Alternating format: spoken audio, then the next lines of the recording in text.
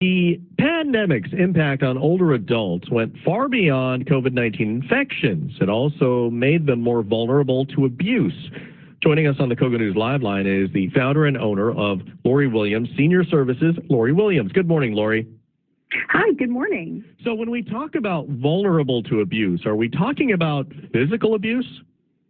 Well, in some cases physical, but mostly it's been financial, fraud, that sort of thing. So tell us about that. What's happening? So what's happened is that our seniors have become more isolated, obviously, through the pandemic, and they become lonely. Some of our seniors have cognitive impairment due to dementia, so they are more likely to become victims of fraud. So we see a lot of seniors going online and becoming victims that way. A lot of scams, like the romance scam is big for our seniors who are going on Facebook and think they're just making a new friend, and it's not a friend, it's someone who is trying to steal money from them. Grandparent scams where someone will call and pretend to be their grandchild and say that they're in trouble and need money wired to them. And just a lot of different phone scams, just saying that, there's a prize that they've won, but they need to give some information. Just all different types of scams in that way, trying to part them with their money. All right. And now let's talk about the physical abuse. How is that happening more? So there has been more physical abuse just because of, some seniors have sheltered in place with family.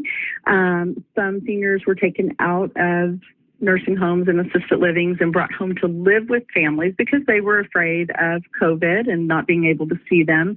But unfortunately, the frustration, especially if someone has dementia, they can very easily become a victim of abuse by a family member.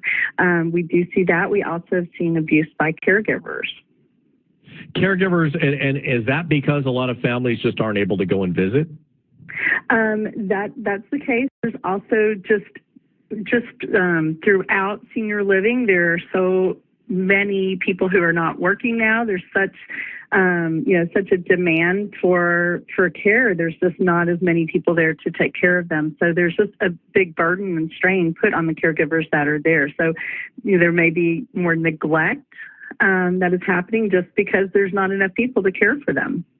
And I was reading that some caregivers are actually ripping off their own people that they're supposed to be caring for. Yeah, there's been several cases of that where they've stolen property from them. They have even tried to, have them, especially those with dementia, sign over, property. There's been, unfortunately, several cases of that.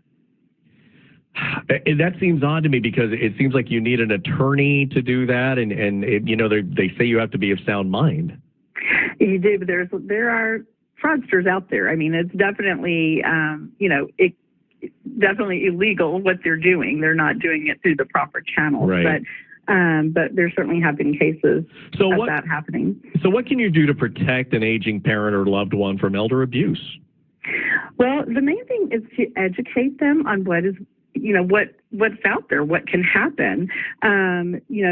Make sure they understand they don't need to be pressured when someone calls them on the phone. Our seniors will talk to them because, they're lonely and they're more trusting, unfortunately. And so they need to know, don't let them be, don't feel pressured to make a decision, and never send cash to someone that you don't know, or send a gift card or a wire transfer. Also, there's scammers who will pose as government agencies, like they're from Social Security, and they'll ask for sensitive information, like their Social Security number. Never, ever give that kind of information out over the phone. Don't look for romance or companionship online, like Facebook or Instagram. There's a lot of people out there looking to scam them. And as adult children, try to be available and as involved as possible, and watch their accounts for any suspicious payments, especially if you have a family member with dementia.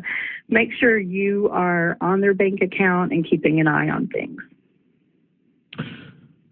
All right, that's always a good idea. And Lori, I'm assuming that these people, they're just working off of fear. And like you said, I mean, if somebody is suffering from dementia and they say, we're coming to arrest you, that is really going to scare someone who is older and might not be in great shape. Exactly, and they do. It's all about emotions and playing to that fear.